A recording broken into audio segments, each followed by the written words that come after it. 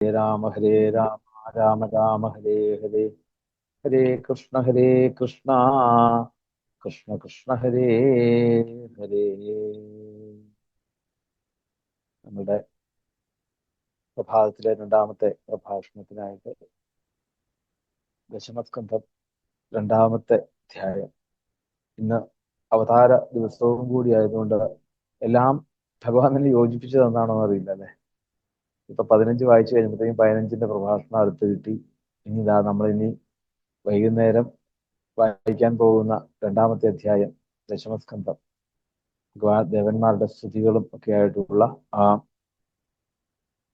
അവതാര അധ്യായങ്ങളുടെ മധ്യമത്തിലുള്ള അധ്യായം നമുക്ക് ഇന്ന് പറഞ്ഞു തരുന്നത്. നമ്മളുടെ ഈ ഭാഗവത കുടുംബത്തിൽ തന്നെ ധാരാളം കാലമായിട്ട് എല്ലാ ഉപാസനകളിലും മിക്കവാറും സ്ഥിരമായിട്ട് എന്നുള്ള പോലെ തന്നെ ഉള്ള ഇന്ദ്ര പി കെ പെരുമ്പാവൂര് ആണ്.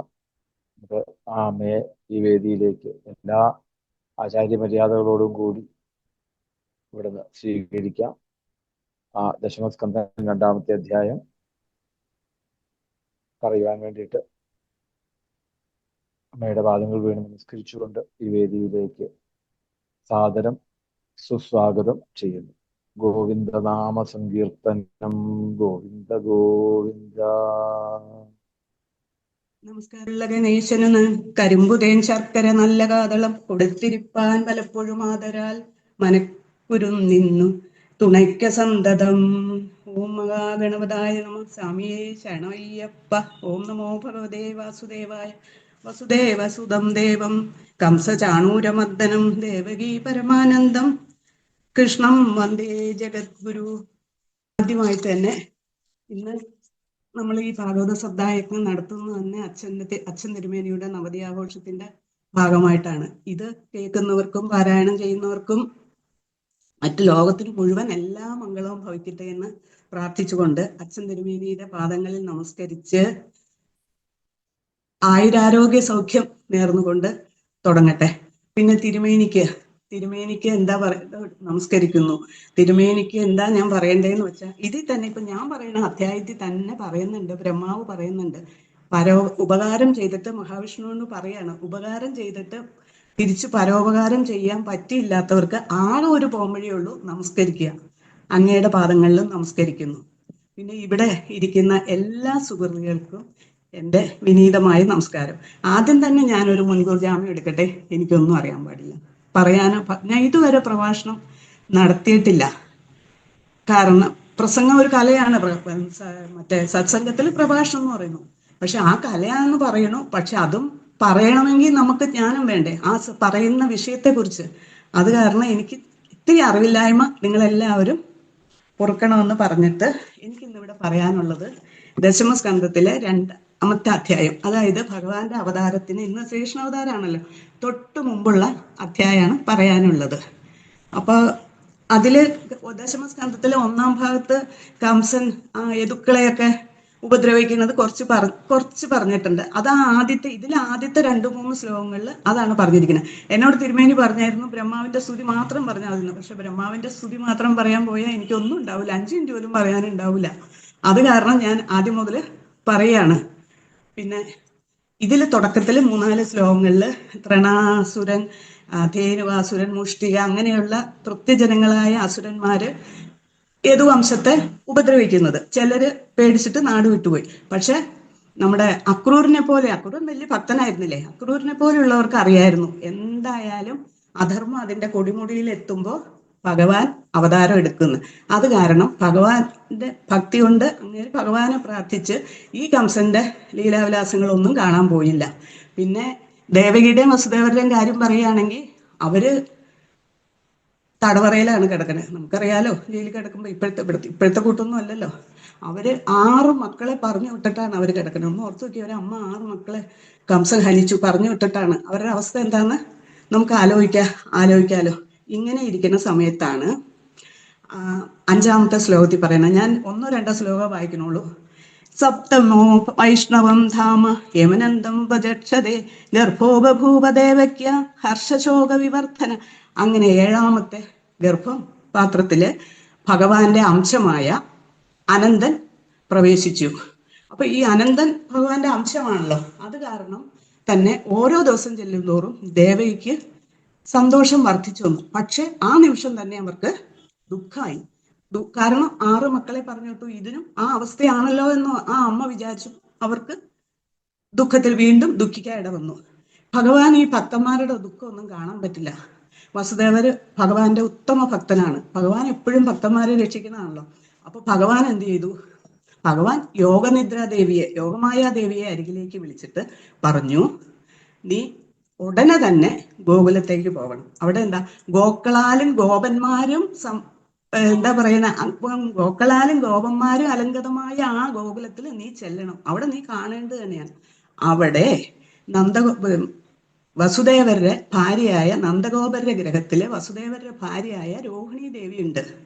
നീ എന്താ ചെയ്യണ്ടേന്ന് വെച്ചാൽ, മധുരയില് ദേവകി മാതാവിന്റെ വയറ്റില് എൻ്റെ അംശമായ ആദിശേഷനാണ് പ്രവേശിച്ചിരിക്കുന്നത്, അവതരിക്കാൻ പോണത്. നീ ആ എൻ്റെ അംശം ആ ആദിശേഷനെ ആകർഷിച്ചെടുത്ത് നന്ദഗോപരുടെ ഗ്രഹത്തിലെ രോഹിണി മാതാവിന്റെ ഗർഭപാത്രത്തിൽ നിക്ഷേപിക്കണം.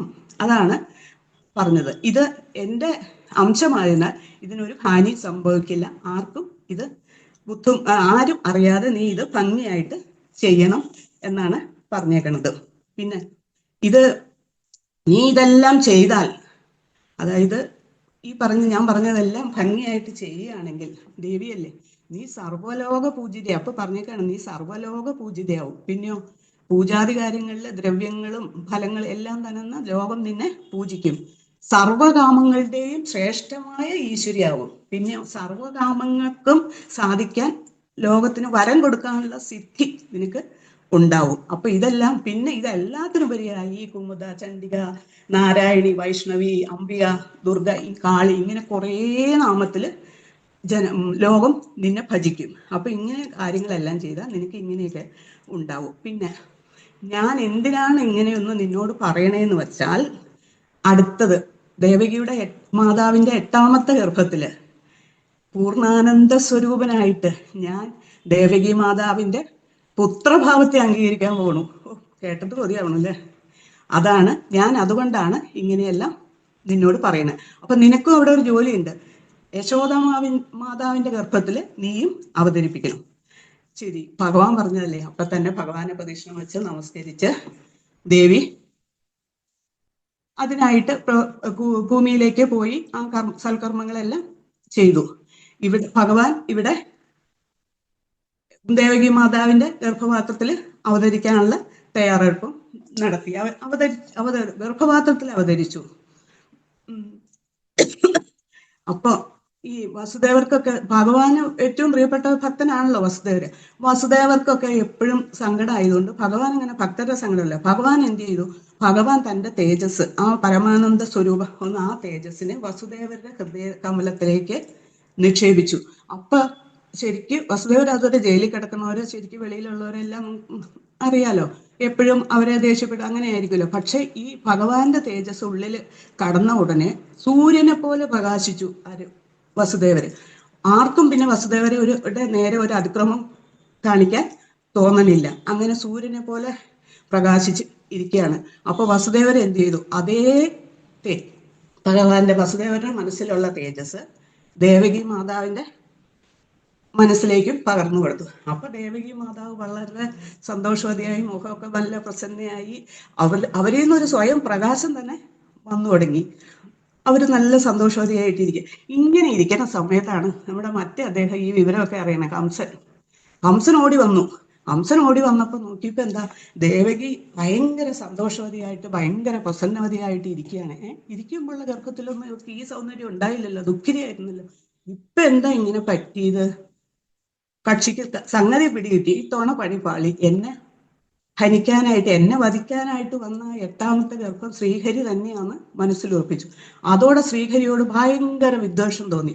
അതായത് വൈരത്താലുള്ള വിദ്വേഷം. പുള്ളി ശരിയാണ്, ഇപ്പൊ തന്നെ തീർത്ത് കളയാന്ന് ഓർത്ത് ദേവകി മാതാവിനെ വധിക്കാനായിട്ട് തുടങ്ങി. അപ്പൊ അങ്ങേറ്റം നീതിബോധം വർക്ക് ചെയ്തു. കാരണം ഒരു രാജാവ് ഗർഭത്തിലിരിക്കുന്ന ശിശുവിനെ വധിക്കുക എന്ന് പറഞ്ഞാൽ ധൈര്യമില്ലാത്തോണ്ടല്ലേ. അത് ഇനി എത്ര സമയം എടുക്കണം വെളിയിലേക്ക് വരാൻ. അപ്പൊ രാജാവിന്റെ ധൈര്യക്കുറവായിട്ട് ജനം വിധി എഴുതും. അതുപോലെ തന്നെ ഗർഭിണികളെ വധിക്കുകയാണെങ്കിൽ നാശാണ് ഫലം എന്ന് അങ്ങേർക്കറിയാം, വേണ്ട ജനിക്കട്ടെ എന്ന് പറഞ്ഞ് കംസൻ അവിടെ നിന്ന് പോയി. പക്ഷെ കംസൻ പോയി കഴിഞ്ഞപ്പോ എന്താ, ഊണിൽ ഉറക്കത്തിൽ ഉണ്ണുമ്പോഴും കിടക്കുമ്പോഴും ഇരിക്കുമ്പോഴും എന്ത് രാജകാര്യങ്ങൾ ഏർപ്പെടുമ്പോഴും ആരെ കാണും, ഏത് രൂപത്തെ കാണുമ്പോഴും, ഇപ്പൊ നമ്മൾ കേട്ടല്ലേ ഒരുത്തനെ തന്നെ നനച്ചിരുന്നാൽ വരുന്നതെല്ലാം അവനെന്ന് തോന്നും. അതുപോലെ ഏത് കാര്യം ആരെ നോക്കിയാലും എല്ലാം ശ്രീഹരിയുടെ രൂപങ്ങളായിട്ട് കംസന് തോന്നി. അപ്പോൾ ഇവിടെ പറഞ്ഞിരിക്കുന്നത് യോഗികൾക്കാണ് ഭക്തിയാലും അവരുടെ ധ്യാനത്താലും അവർ വർഷങ്ങളായിട്ട് നേടിയെടുത്ത ഉള്ളതാണ് ആ ശ്രീഹരിയുടെ രൂപം മനസ്സിൽ. അതേ യോഗികളുടെ അവസ്ഥ കംസന് വന്നു. കാരണം എന്താ, കഴിഞ്ഞ ദിവസം മായാവിശ്വാസം പറഞ്ഞില്ലേ, ഭഗവാൻ ആരോടും വിദ്വേഷമൊന്നുമില്ല. അവർക്ക് വിദ്വേഷം ഉണ്ടെങ്കിലും ഭഗവാന്റെ രൂപം തന്നെ മനസ്സിൽ എപ്പോഴും ഇരിക്കുമ്പോൾ ഏതു നേരം കംസന് യോഗികളുടെ അവസ്ഥയായി. ഇവിടെയാണെങ്കിലോ സന്തോഷവതിയായിട്ട് അങ്ങ് ഇരിക്കുകയാണ് ദേവകി. അത് കണ്ടിട്ടായിരിക്കും നമ്മൾ പണ്ട് പഠിച്ചിട്ടില്ലേ, ചൂടാൻ മലരും കനമായി തോന്നിയ ദോഹദകാലത്തിൽ ചുവന്നിരിപ്പു ദുർഭരഗർഭം സുഖേന ജനയിത്രീ. ഇങ്ങനെ കംസ ദേവകി മാതാവ് സന്തോഷത്തില് വസുദേവരും അങ്ങനെ ഇരിക്കുമ്പോഴാണ് ഇനിയാണ് ഇതിന്റെ പ്രധാന ഭാഗം പറയുന്നത്. ഇപ്പൊ പ്രധാന ഭാഗം എന്തായത്, നമ്മുടെ മനത്തിരുമേനി എപ്പോഴും പറയും, എന്നും പറയും, എന്ത് പ്രഭാഷണത്തിലും പറയും സത്യം പരം ധീമഹി.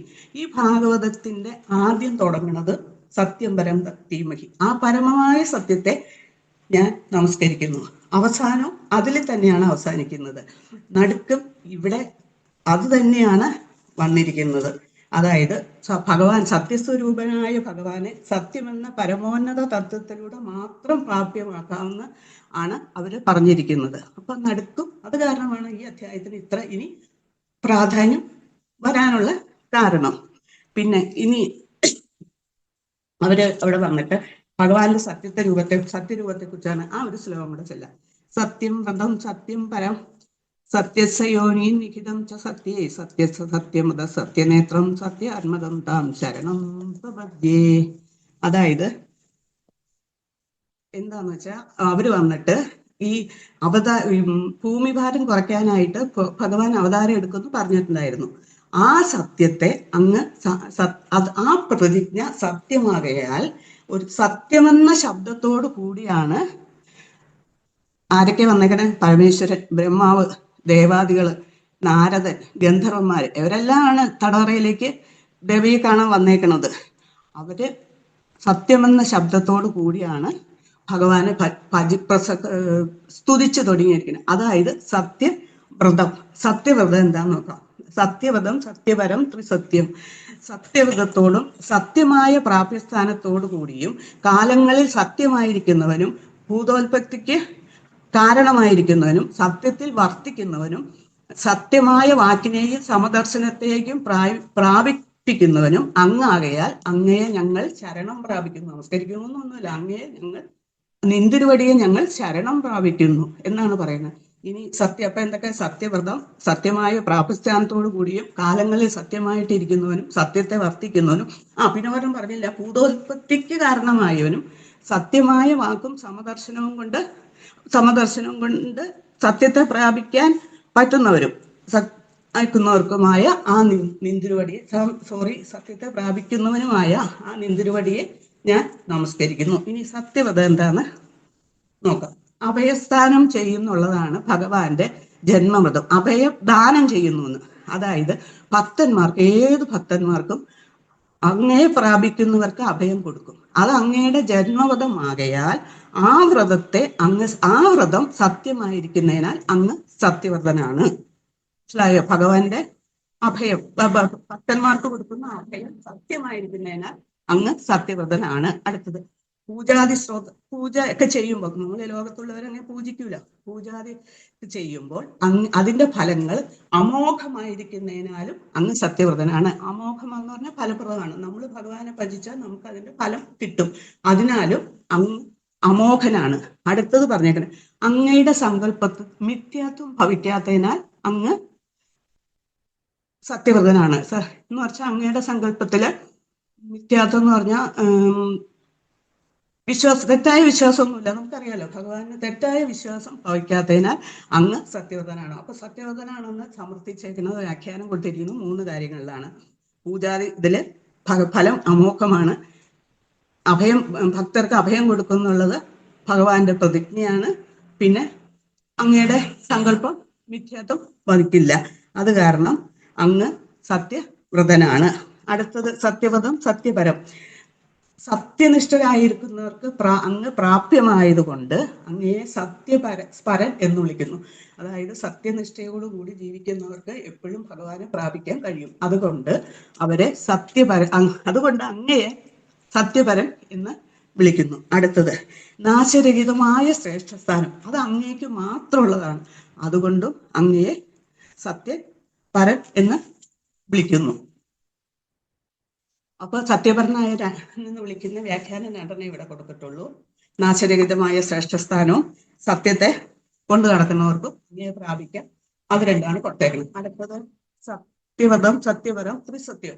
ത്രിസത്യം അതായത് കാലങ്ങളില് അങ്ങ് എന്താ പറയാ, 3 കാലങ്ങളിലും അങ്ങ് ആകുന്നതിനാൽ അങ്ങ് ത്രിസത്യനാണ്. 3 കാലങ്ങളിലുള്ളവർ അങ്ങ്, ബാക്കിയെല്ലാം നശിച്ചു പോകും. അങ്ങ് മാത്രമേ അനശ്വരമായിട്ടുള്ളൂ. അത് കാരണം 3 കാലങ്ങളിലും അങ്ങാണ് ഉള്ളത്. അത് കാരണം അങ്ങയെ ത്രിസത്യം എന്ന് വിളിക്കുന്നു. അതിനിവിടെ ഒരു ചെറിയ വിവരണം കൊടുത്തേക്കണം. എന്താന്ന് വെച്ചാൽ സത്ത് എന്ന വാക്കിന് ഭൂമി, ജലം, ഭൂമി, ജലം, അഗ്നി, ഈ 3 ഭൂതങ്ങളെ ആണ് സത്ത് എന്ന വാക്കിന് ഇവിടെ പറഞ്ഞിരിക്കുന്നത്. ഇവിടെ ഭൂതങ്ങളെയാണ് പറഞ്ഞിരിക്കുന്നത്. പിന്നെ ത്യത് എന്ന വാക്കിന് വായു, ആകാശം. അപ്പൊ സത്യം എന്ന വാക്കിന് പഞ്ചഭൂതങ്ങള് ഭൂമി, ജലം, അഗ്നി, വായു, ആകാശം എന്നർത്ഥം. അപ്പൊ സത്യം എന്ന എന്താ? പഞ്ചഭൂതങ്ങള്. ഈ പഞ്ചഭൂതങ്ങൾക്ക് ഉൽപ്പത്തി വീണ്ടും അങ്ങാകയാൽ, ഇത് പഞ്ചഭൂതങ്ങൾക്ക് ഉൽപ്പത്തി അങ്ങാകയാൽ അങ്ങ് സത്യത്തിന്റെ യോനിയാകുന്നു. ഇപ്പൊ സത്യസ്സ യോനി പറയല്ലേ, പഞ്ചഭൂതങ്ങൾക്ക് ഉൽപ്പത്തി അങ്ങാകയാൽ അങ്ങ് സത്യത്തിന്റെ യോനിയാകുന്നു. പിന്നെ അടുത്തത് പറഞ്ഞേക്കുന്നത് വ്യവഹാരാവസ്ഥയിൽ സത്യമായിരിക്കുന്നാൽ വ്യാവഹാരിക സത്യമെന്ന് പറയപ്പെടുവാൻ യോഗ്യമായ ലോകത്തെ ഓരോ വ്യാപാരങ്ങളിൽ ഏർപ്പെടുത്തുന്നവൻ അങ്ങാകയാൽ അങ്ങ് സത്യത്തിന്റെ സ്ഥിതനാകുന്നു. ഈ വ്യാപാരിക സത്യവും വ്യാപാരാവസ്ഥയിലുള്ളത് നമുക്ക് തിരുമേനി പിന്നെ പറഞ്ഞു തരും കേട്ടോ. എനിക്കത് വിവരിക്കാനൊന്നും അറിയില്ല. അപ്പൊ വ്യവഹാരാവസ്ഥയിൽ സത്യമായിരിക്കുന്നതിനാൽ വ്യാവഹാരിക സത്യം എന്ന് പറയപ്പെടുവാൻ യോഗ്യമായ ലോകത്തെ ഓരോ വ്യവഹാരങ്ങളിൽ ഏർപ്പെടുത്തുന്ന അങ്ങാകയാൽ അങ്ങ് സത്യത്തിന്റെ സ്ഥിതനാകുന്നു. അപ്പൊ എന്താ? സ്ഥിതികാലത്തും സത്യരൂപൻ അങ്ങ് തന്നെ. പിന്നെ വ്യവഹാരികാവസ്ഥയിൽ ഇരിക്കുന്ന ഈ ലോകത്തിന്റെ ലയാവസ്ഥയിലും നശിക്കുമ്പോഴും അങ്ങ് മാത്രമേ ഉള്ളൂ. അത് കാരണം എന്താ പറയണേ? അങ്ങ് ആ ലയാവസ്ഥയിലും, അതായത് ലോകാവസാന അനന്തരവും അങ്ങുള്ള കാരണം അങ്ങ് പാരമാർത്ഥിക സത്യസ്വരൂപനാവുന്നു. പാരമാർത്ഥിക സത്യസ്വരൂപനാവാൻ കാരണം അവസാനം എപ്പോഴും അങ്ങ് മാത്രമേ ഉള്ളൂ. പിന്നെ ലോകോത്പത്തിക്ക് മുമ്പും ലോകം സ്ഥിതി ചെയ്യുമ്പോഴും ലോകത്തിന്റെ അവസാനവും അങ്ങ് മാത്രമുള്ള വീണ്ടും പറയുന്നു അങ്ങാണ്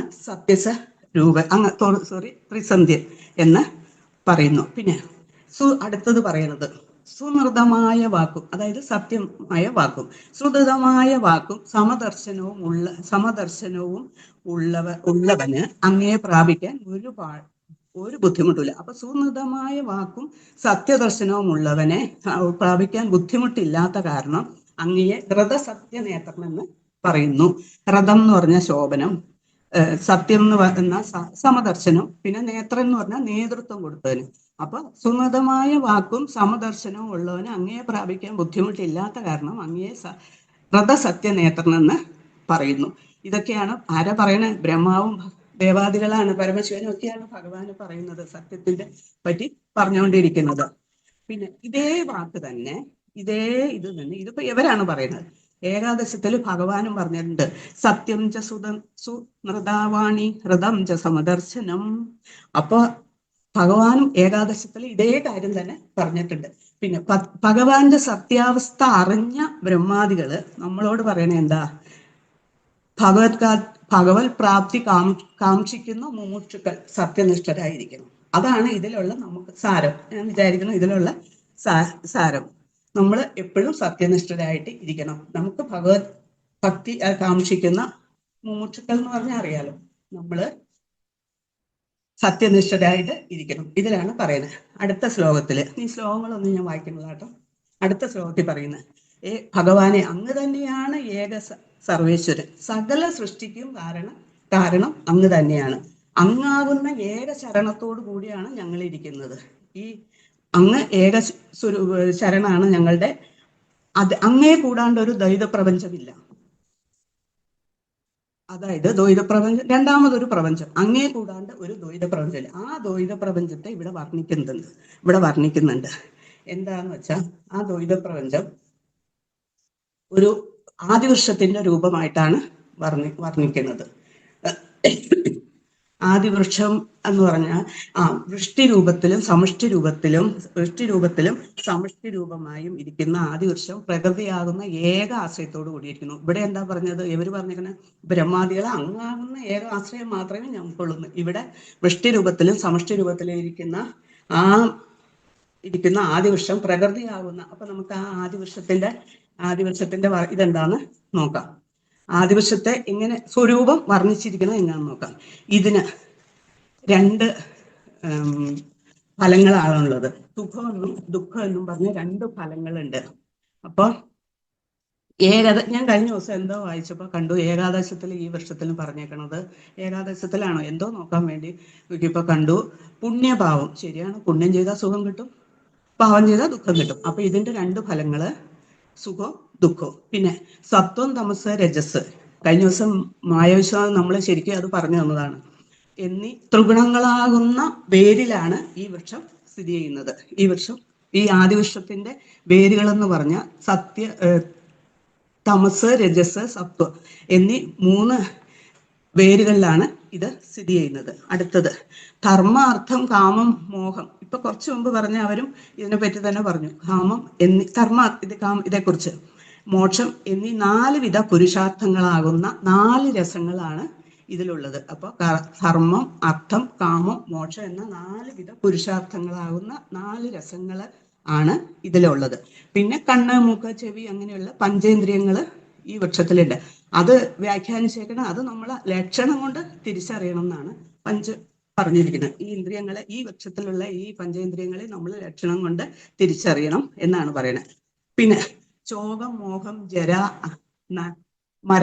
മൃത്യു, പിന്നെന്താ, ദാഹം, വിശപ്പ് എന്നീ 6 വികാരങ്ങൾ ഉള്ളതിനാൽ ഇത് ഈ ആദിവൃക്ഷത്തിന്റെ 6 സ്വരൂപങ്ങളാവുന്നു. അപ്പൊ ജര, നര, മൃത്യു, ശോകം, മോഹം, ദാഹം, വിശപ്പ് എന്നൊക്കെ ഉള്ളതുകൊണ്ട് ഇത് 6 വികാരങ്ങൾ ഇതിന്റെ 6 സ്വരൂപങ്ങളാവും. അടുത്തത് 7 ത്വക്ക് നമ്മുടെ ശരീരത്തിലുണ്ട്. ത്വക്ക്, മാംസം, അസ്ഥി, പിന്നെന്താ, രുധിരം, മേധസ്, പിന്നെ ശുക്ലം, ഇങ്ങനെയുള്ള 7 ധാതുക്കളോട് കൂടിയ ധാതുക്കളാണുള്ളത്. ആ 7 ധാതുക്കളോട് കൂടിയ 7 വേരുകളാണ് ഇതിനുള്ളത്. അപ്പൊ 7 ധാതുക്കൾ, ഈ പറഞ്ഞ 7 ധാതുക്കളോട് കൂടിയ 7 വേരുകൾ ഇതിന് ഉണ്ട്. പിന്നെയോ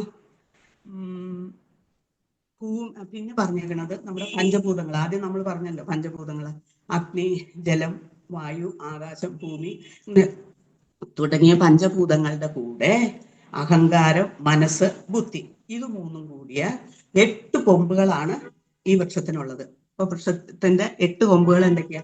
അഹങ്കാരം, മനസ്സ്, ബുദ്ധി, പിന്നെ പഞ്ചഭൂതങ്ങൾ, ഇവ കൂടിയ 8 കൊമ്പുകളാണ് ഈ വൃക്ഷത്തിനുള്ളത്. പിന്നെയോ അടുത്തത് 2 നാസാദ്വാരങ്ങൾ, 2 കണ്ണുകള്, 2 ചെവികള്, മൂത്രദ്വാരം, മലദ്വാരം, അങ്ങനെ 9 ദ്വാരങ്ങളോട് കൂടിയ പോത്തുകളോടും കൂടിയതാണ് ഈ വൃക്ഷം. അതെന്താന്ന് എനിക്ക് മനസ്സിലായില്ല, അതും തിരുമേനി പിന്നെ പറഞ്ഞു തരണം. 9 പോത്തുകൾ എന്ന് ഉദ്ദേശിച്ചത് എന്താണെന്ന് എനിക്കറിയില്ല, അതും പറഞ്ഞു.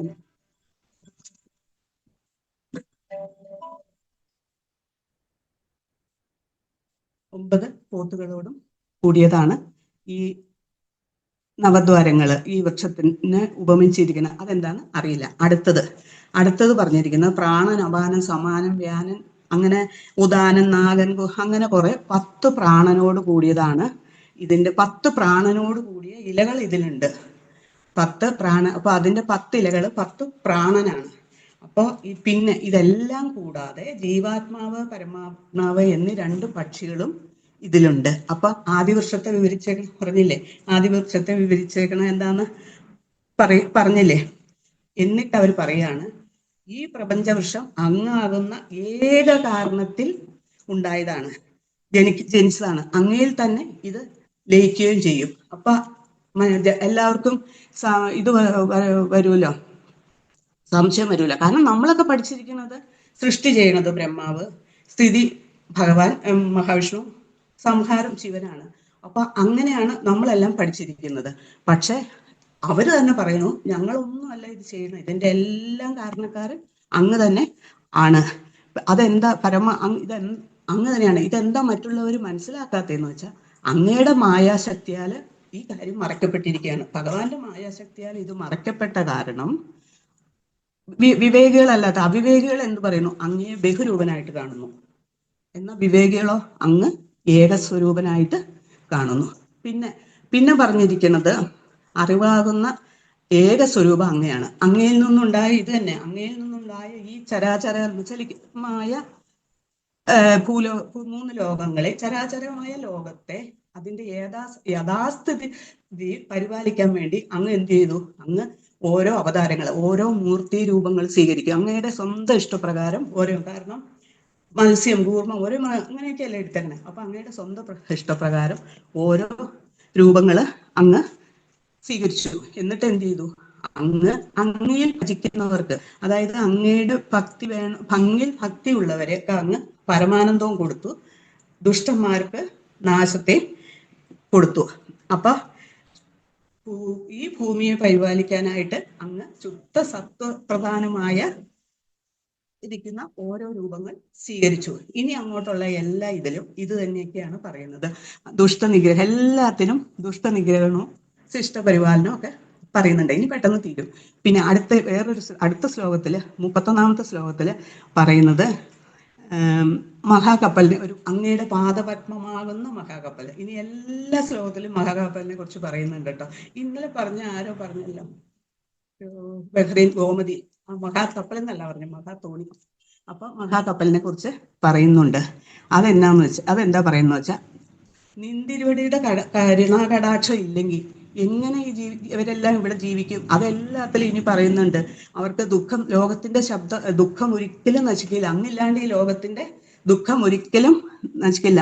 ശുദ്ധ സത്വസ്വരൂപങ്ങളായ ഇരിക്കുന്ന നിന്തിരുവടിയിൽ സമാധി അഭ്യസിക്കുന്നതിനായി അങ്ങയുടെ പാദമാകുന്ന മഹാകപ്പലിനെ, അതായത് ദൃഢ മനസ്സോടുകൂടി ആ സമാധി അഭ്യസിക്കാൻ വേണ്ടി അങ്ങയുടെ പാദപത്മമാകുന്ന ആ കപ്പലിനെ ആശ്രയിച്ചിട്ട്, അതായത് ഭക്തന്മാര്, മോക്ഷം കാക്ഷിക്കുന്നവര് ആ പാദപത്മമാകുന്ന ആ മഹാകപ്പലിനെ ആശ്രയിച്ചിട്ട്, എന്നിട്ട് പറയാണ്, അവിവേകികൾക്ക് ഒരിക്കലും നീന്തി കടക്കാൻ പറ്റാത്ത അനന്തവും അപാരമായ ആ മഹാസമുദ്രത്തിലെ സംസാര സാഗരത്തില് ഈ പറഞ്ഞ വിവേകികൾ, അങ്ങയുടെ സമാധി അഭ്യസിക്കുന്ന ഭക്തന്മാർക്ക് പശുക്കുളമ്പിന്റെ കുളമ്പടിയിലെ ജലം പോലെ നിഷ്പ്രയാസം നീന്തി കിടക്കാൻ പറയണു. അതും എൻ്റെ സംശയമാണ്. അടുത്തത് തിരുമേനി അത് എപ്പോഴെങ്കിലും എന്താ പശുക്കുളമ്പിന്റെ കുളമ്പടിയിലെ ജലം എന്താന്ന് എനിക്ക് അറിയില്ല. അപ്പൊ അങ്ങനെ വിവേകികൾക്ക്, സമാധി അഭ്യസിക്കുന്നവർക്ക് കുട്ടിയുടെ കുളമ്പിലെ ജലം പോലെ നിഷ്പ്രയാസം സംസാരസാഗരം നീന്തി കടക്കാൻ പറ്റുന്നതാണ്. ഇനി അങ്ങോട്ടുള്ള എല്ലാത്തിലും ഇത് തന്നെയാണ് പറഞ്ഞിരിക്കുന്നത്. സംസാരസാഗരം എങ്ങനെ നീന്തി കടക്കണം, ദുഷ്ടനിഗ്രഹവും അങ്ങയുടെ അവതാരത്തിന്റെ ലക്ഷ്യം ഇത് തന്നെയാണെന്നാണ് പറഞ്ഞിരിക്കുന്നത്. അടുത്ത ശ്ലോകത്തിൽ പറഞ്ഞിരിക്കുന്നത്, വേറൊരു ശ്ലോകത്തിൽ പറഞ്ഞിരിക്കുന്നത്, നമ്മുടെ പൂർവ്വ ആചാര്യന്മാരല്ല ഈ സംസാരം നിഷ്പ്രയാസം നീന്തി കടന്നവരാ. അവർക്കൊന്നും ഒരു ബുദ്ധിമുട്ടില്ല. അവരെന്ത് ചെയ്തു വെച്ചു? അവർ ക്രമേണ ശിഷ്യ പരമ്പരയിലൂടെ വരും തലമുറയെ അറിയിക്കാൻ വേണ്ടി, നമ്മളെയൊക്കെ അറിയിക്കാൻ വേണ്ടി അതിന്റെ ഭക്തി സത്വങ്ങൾ, ഭക്തി പ്രധാനമായി എങ്ങനെ ഭക്തി നിയമങ്ങൾ എങ്ങനെയൊക്കെ ആചരിക്കണമെന്ന് നമുക്ക് പറഞ്ഞു തന്നിട്ടുണ്ട്. അതുപോലെ എന്താ പറഞ്ഞേക്കണേ, മനസ്സ് ഭഗവാനിൽ അർപ്പിച്ച് സത്യനിഷ്ഠയോടെ ജീവിക്കണം. ഭക്തിയോടുകൂടി ജീവിച്ചാൽ, ഭഗവാന്റെ പാദപത്മ ആശ്രയിച്ചു കഴിഞ്ഞാൽ നമുക്ക് ഈ കപ്പലിനെ ആശ്രയിക്കാം. സംസാരസാഗരം നിഷ്പ്രയാസം നീന്തി കിടക്കാം. ഇനി അത് തന്നെയാണ് എല്ലാത്തിലും പറഞ്ഞേക്കണേ.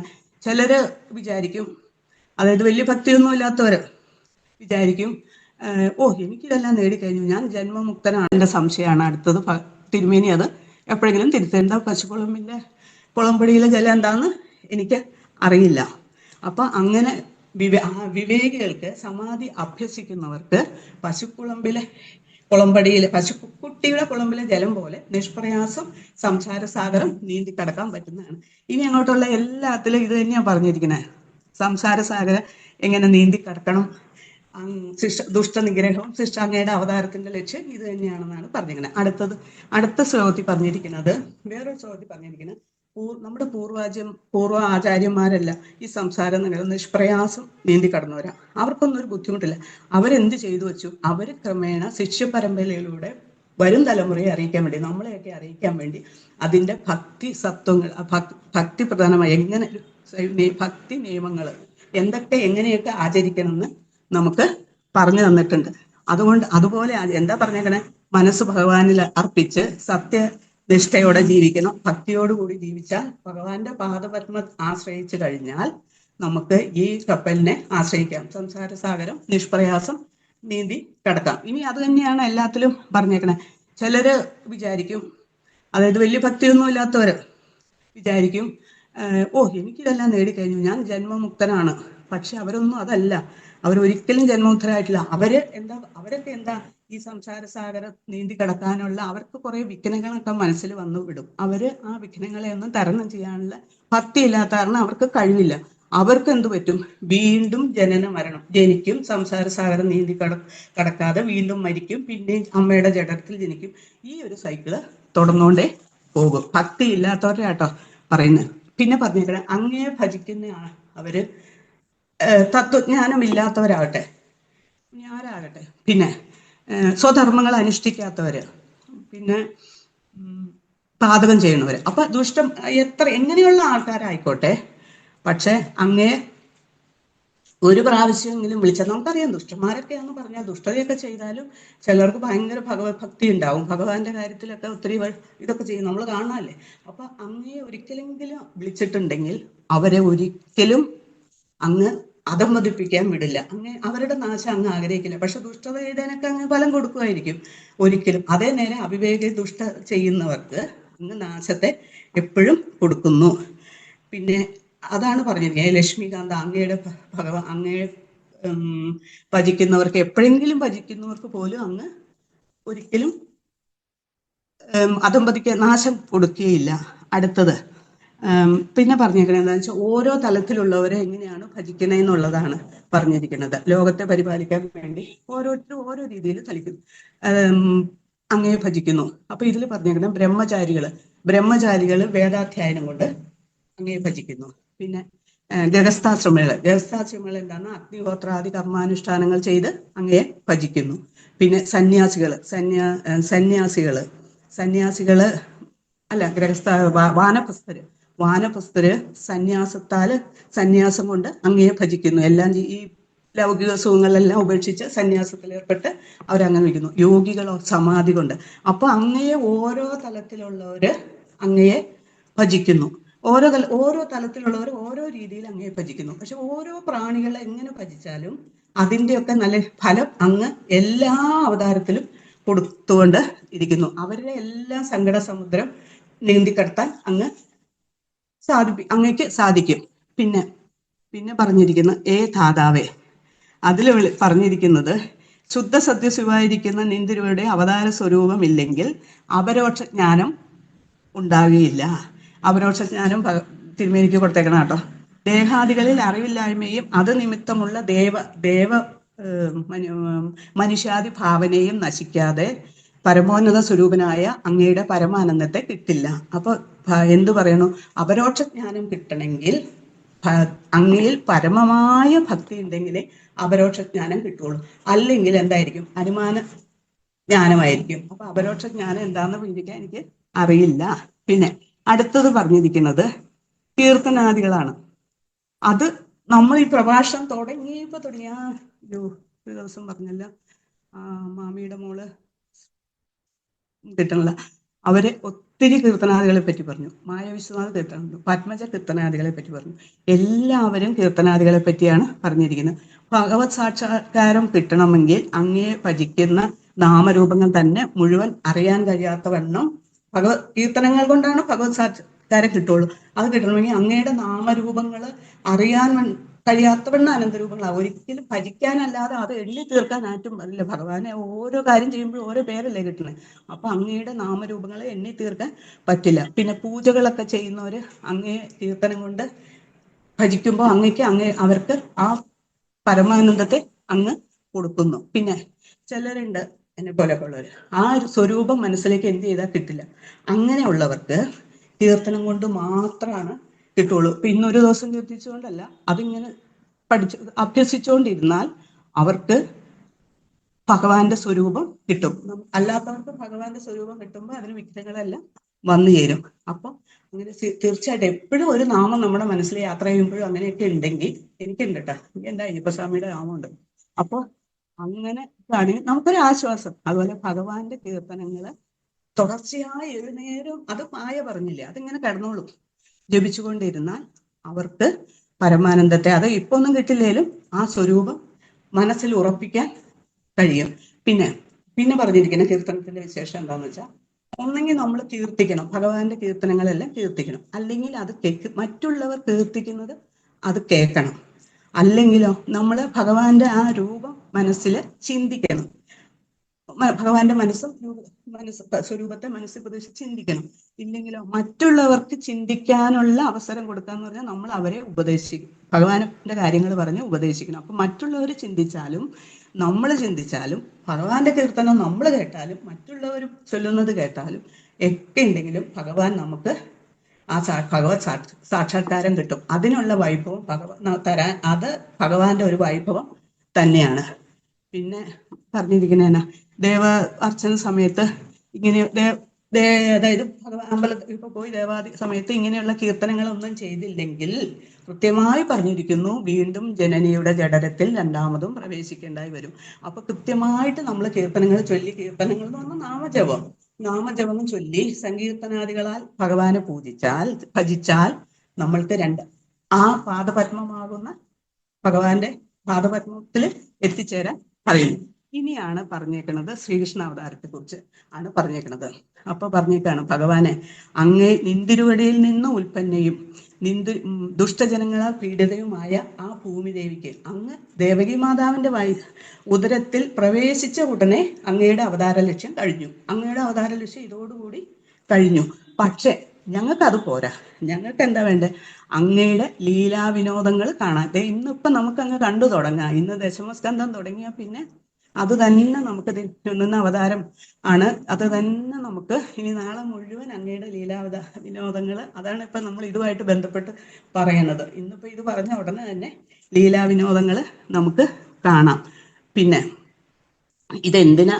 ദ്വാപര യുഗത്തില് എല്ലാവരും ചെറിയ മനുഷ്യരാന്ന് പറയുന്നു. അപ്പൊ ആ പ്രകൃതത്തിനനുസരിച്ച് അങ്ങ് ജനിച്ച് അങ്ങയുടെ പാദങ്ങളിൽ എന്തൊക്കെയുള്ള അങ്കുശം, വജ്രം, ധ്വജം എന്ന അടയാളത്തോടു കൂടിയ ആ ചരങ്ങളാൽ ഈ മൂന്ന് ലോകത്തെ ലീലാവിനോദം, അതായത് ലീലാവിഗ്രഹം ആടി ലീലാവിനോദങ്ങൾ നടത്തി അന്നന്ന് വന്ന ദുഃഖങ്ങള് അപ്പം മാറ്റി അവരെ സംസാര സങ്കടക്കടലിൽ നിന്ന് മാറ്റി ഈ മൂന്ന് ലോകങ്ങളെ അനുഗ്രഹിക്കാൻ വേണ്ടിയാണ് യദുകുലത്തിൽ പിറന്ന പുരുഷോത്തമ ഞങ്ങൾക്കത് കാണണം എന്ന് പറഞ്ഞിരിക്കണം. പിന്നെ ഇത്രയൊക്കെ ഇരിക്കുമ്പോഴവർക്കൊക്കെ അങ്ങയുടെ പാദകമലത്തില് അഭയം കിട്ടിയവർക്ക് പിന്നൊരു ജന്മം ഇല്ല. അപ്പൊ പിന്നെ അങ്ങയുടെ കാര്യം പറഞ്ഞോ, ജന്മാദി ഗുണങ്ങളൊന്നും അങ്ങയെ ബാധിച്ചിട്ടില്ല. അപ്പൊ പക്ഷെ അങ്ങ് എന്നാലും ഇത് കാണിക്കുന്നത് ഈ സങ്കടക്കടലിൽ നിന്ന് ഈ ജനങ്ങളെ മുക്തരാക്കി ആ മഹാകപ്പലിൽ കൂടെ ജീവിതസാഗരം നീന്തിക്കടക്കാൻ വേണ്ടിയാണ് ഇത് ചെയ്ത് പോകുന്നത്.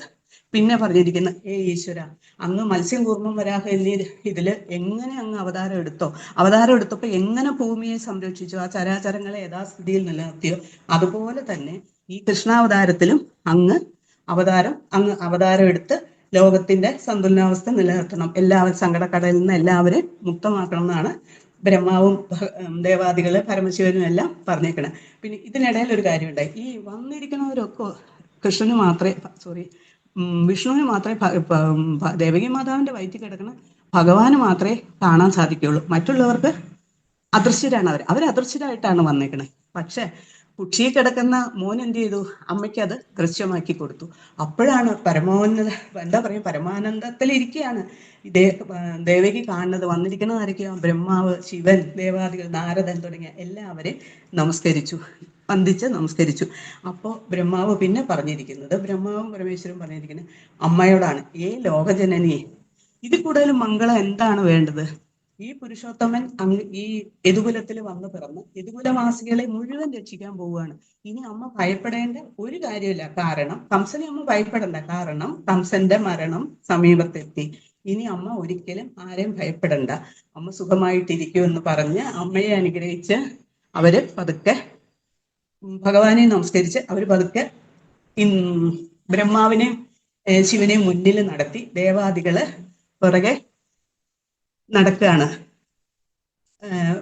സ്വർഗലോകത്തേക്ക് പോയേക്കാണ്. അങ്ങനെ അത് ശുഭമഹർഷി പറഞ്ഞു, അവരെ സ്വർഗലോകത്തേക്ക് പറഞ്ഞു വിട്ടു. സർവത്ര ഗോവിന്ദ നാമ സങ്കീർത്തന, ഗോവിന്ദ ഗോവിന്ദ. അങ്ങനെയാവോ? ഹരേ രാമ രാമ രാമ ഹരേ ഹരേ, ഹരേ കൃഷ്ണ കൃഷ്ണ കൃഷ്ണ ഹരേ ഹരേ. ഗോവിന്ദനാമ സങ്കീർത്തനം, ഗോവിന്ദ ഗോവിന്ദ. രാവിലത്തെ രണ്ടാമത്തെ പ്രഭാഷണം അതിഗംഭീരമായി എന്ന് പറയണം. കാരണം ഈ ഒരു പ്രഭാഷണത്തിന്റെ കല എന്ന് പറയുന്നത്, നേരത്തെ പറഞ്ഞല്ലോ എനിക്ക് കലയില്ലെന്ന്, കുറച്ച് കല കൂടുതലാണോ എന്ന് സംശയിക്കും. പ്രഭാഷണത്തിന്റെ കല എവിടാന്ന് ചോദിച്ചാൽ, എങ്ങനെയാണോ കൂട്ടുകാരോട് നമ്മൾ സംസാരിക്കുന്നത് അതേപോലെ മനസ്സ് തുറന്ന് സംവദിക്കുമ്പോഴാണ് അത് അനുഭവത്തിൽ തട്ടുന്നത്. അതാണ് പ്രഭാഷണത്തിന്റെ കല. അത് കുറച്ച് കൂടുതലാണോ എന്ന് സംശയം ഈ ഒരു പ്രഭാഷണത്തിൽ തോന്നി. പിന്നെ കുറച്ച് കാര്യങ്ങളൊക്കെ ആചാര്യന് വിട്ടു തന്നു അല്ലെ. ഏതായിരുന്നു ആദ്യം പറഞ്ഞ ഒരു വൃക്ഷത്തിന്റെ കഥകൾ പറഞ്ഞു. വൃക്ഷം എന്ന് പറഞ്ഞാൽ എന്താണ് ശരിക്കും? അവിടെ ഭഗവാനെ തന്നെ ഭഗവാനായിട്ട് കണ്ടുകൊണ്ട് നമസ്കരിക്കലാണ് ആ ഒരു ശ്ലോകം ശരിക്കും. ഞാൻ എപ്പോഴും പറയാറുള്ള ഈ വിരാട് സ്വരൂപം അല്ലെങ്കിൽ ധ്യാനം ചെയ്യുമ്പോഴൊക്കെ നമ്മളുടെ പാദം മുതൽ നമ്മളുടെ ശിരസ് വരെയാണ് ധ്യാനിക്കേണ്ടത്. അപ്പോഴാണ് ധ്യാനിക്കുന്ന വസ്തുവും ധ്യാനിക്കുന്ന ആളും ധ്യാനിക്കുന്ന മൂന്ന് വസ്തുക്കളും ഇല്ലാണ്ടാകുന്ന അപ്പോഴാണ്. അപ്പം അതെന്താന്ന് ചോദിച്ചു കഴിഞ്ഞാൽ അവിടെ പറയുന്നുണ്ടായിരുന്നു, ഏതായിരുന്നു ആദ്യം പറഞ്ഞ രണ്ടെണ്ണം അല്ലെ, രണ്ട് ഫലങ്ങള്. വൃക്ഷം ആയിക്കഴിഞ്ഞാൽ എന്താ രണ്ട് ഫലങ്ങൾ പറഞ്ഞു, സുഖ ദുഃഖങ്ങള്, പാപം പുണ്യങ്ങൾ എന്ന് പറഞ്ഞു. പിന്നെ നമ്മളുടെയൊക്കെ വേരെന്താ ശരിക്കും അറിയാം അല്ലെ. വീട്ടിലൊരു പേര് അല്ലെ, നാട്ടിലൊരു പേര്, സത്സംഗത്തിൽ വരുമ്പോൾ വേറൊരു പേര് എന്ന് പറയാലോ. സത്വരജ തമോ ഗുണങ്ങൾ. ഈ സത്വരജ തമോ ഗുണങ്ങളാണ് നമ്മളെ കൊണ്ടുപോകുന്നത്, ഈ ശരീരത്തെ കൊണ്ടുപോകുന്ന. അതാണ് ശരീരത്തിന്റെ, ഈ നമ്മളുടെ ശരീരത്തിന്റെ ഭാഷയാണ് അവിടെ ഭഗവാനായിട്ട്. എന്നിട്ട് അതിൻ്റെ ഉള്ളിലുള്ള ആ ജീവാത്മാവ് പരമാത്മാവ് എന്നുള്ള രണ്ട് പക്ഷികൾ. നമ്മൾ പുരഞ്ജനോപാഖ്യാനത്തിൽ അവസാനം പറയുന്നില്ലേ, നമ്മൾ രണ്ടുപേരും അല്ലെ രണ്ട് ഹംസങ്ങളായിരുന്നു എന്ന് പറയുന്നില്ലേ അവിടെ. ആ രണ്ട് ഹംസങ്ങളാണ് ജീവാത്മാവ് പരമാത്മാവ്. പിന്നെ ചോദ്യം അതൊന്നും അല്ല, തിരുമേനി മറിക്കുകയാണോ എന്നൊരു സംശയം അല്ലെ. അല്ല, എന്താ പറയുക, 9 പൊത്തുകൾ എന്താണെന്ന് അറിയില്ല. 9 പൊത്തുകൾ എന്താണെന്ന് ശരിക്ക്? രണ്ട് കണ്ണില് 2 പൊത്തില്ലേ, പിന്നെ മൂക്കില് 2 പൊത്ത്, 4ആയി അല്ലേ. പിന്നെ മലദ്വാരം, മൂത്രദ്വാരം തുടങ്ങിയതായിട്ടുള്ള ഈ നവദ്വാരങ്ങളാണ് പൊത്തുകൾ എന്ന് പറഞ്ഞത്. നമ്മൾ വിചാരിക്കും വൃക്ഷത്തിനൊന്നും ഇതില്ല എന്ന് വിചാരിക്കും. വൃക്ഷത്തിനും ഉണ്ട് അതൊക്കെ. ആണ് നമ്മൾ പറയാറില്ലേ, എവിടെയെങ്കിലും ഒരു പൊത്ത് കണ്ടു കഴിഞ്ഞാൽ അത് ജീർണിച്ചു തുടങ്ങി എന്ന് പറയും. എന്ന് പറഞ്ഞാൽ എന്താണ്? മാലിന്യങ്ങൾ പോകാനുള്ള 9 ദ്വാരങ്ങളാണ്, പൊത്തുകളാണ് അതിനെ ഉപമിച്ചിരിക്കുന്നത്. അപ്പം യഥാർത്ഥത്തിൽ എന്താണ് ഈ വൃക്ഷം എന്നുള്ളത്? ഈ നമ്മളുടെ ശരീരം തന്നെ. അല്ലെങ്കിൽ കൃഷ്ണനെ കണ്ടിട്ട് പറയുകയാണ്. കൃഷ്ണൻ എങ്ങനെയാ? കൃഷ്ണന്റെ വേഷം എങ്ങനെയാണ്? മനുഷ്യ വേഷമാണത് അല്ലേ. അപ്പം ആ കൃഷ്ണൻ എങ്ങനെയാണോ മായയെ സ്വീകരിച്ച് തൻ്റെ ഉള്ളില് ഉള്ള ആ യഥാർത്ഥമായിട്ടുള്ള ഈശ്വര തത്വത്തെ കാണിച്ചു തരാൻ വേണ്ടിയിട്ടാണ് കൃഷ്ണസ്തു ഭഗവാൻ സ്വയം എന്നവിടെ അവതരിക്കുന്നത്. അപ്പൊ എന്തായി? നമ്മളൊക്കെ ഭഗവാനാണ് എന്നുള്ളൊരു സത്യത്തെ നമ്മൾ ഓർമ്മിപ്പിക്കലാണ് അവിടെ. അപ്പം ഈ കാണുന്ന കൃഷ്ണൻ തന്നെയാണ് ഞാനും, എൻ്റെ ഉള്ളിൽ. അപ്പൊ നോക്കൂ, നമ്മൾ ഓരോന്നും ഈ പറഞ്ഞതായിട്ടുള്ള ഇലയും എന്താണ് കായും, പിന്നെ പറയുന്നുണ്ടല്ലേ ഇലകൾ പറയുന്നില്ലേ, 10 ഇലകൾ പറയുന്നുണ്ട്, ശരിയല്ലേ? നമ്മളുടെ ഇലകളാണല്ലോ ഈ പ്രാണന്മാർ എന്താ ദശപ്രാണന്മാര്. അപ്പൊ ആ ഇലകള്, പിന്നെ 8 ശാഖകൾ പറയുന്നുണ്ട്, പഞ്ചഭൂതങ്ങളും പിന്നെന്താ ബുദ്ധി, അന്ധകരണങ്ങളിലെ 3 അല്ലെ, മനസ്സ്, ബുദ്ധി, അഹങ്കാരം.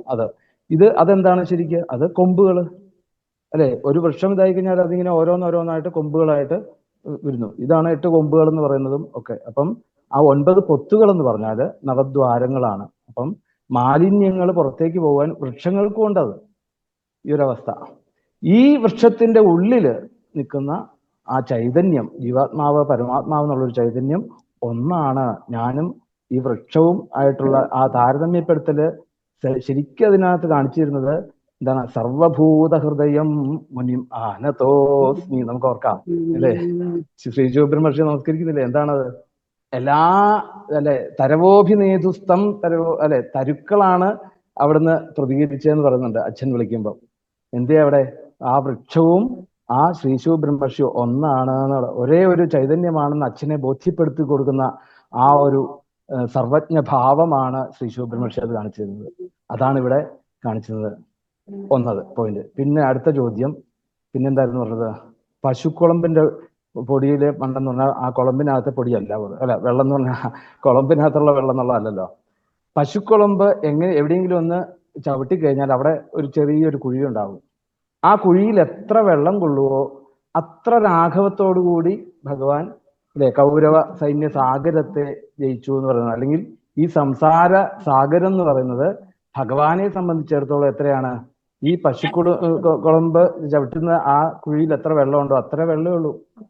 ഇത് ആർക്ക് പറ്റും? ഇതുപോലെ വിവേകജ്ഞാന ചെയ്തിട്ടുള്ള വിവേകികൾക്ക് അത്രേ ഉള്ളൂ ഈ സംസാര ദുഃഖം. ഒരു പശുവിന്റെ കുളമ്പ് വീഴുന്ന വെള്ളം പോലെയുള്ളൂ നമുക്ക് സംസാരം എന്ന് പറഞ്ഞാൽ വിവേകികളെ സംബന്ധിച്ചിടത്തോളം. രണ്ട് പിന്നെ ഒരു ചോദ്യം കൂടെ ആചാര്യന് വിട്ടു. ഏതായിരുന്നു? അപരോക്ഷജ്ഞാനം. അപരോക്ഷജ്ഞാനം എന്താണ് ശരിക്കും? ഒന്നുമില്ല.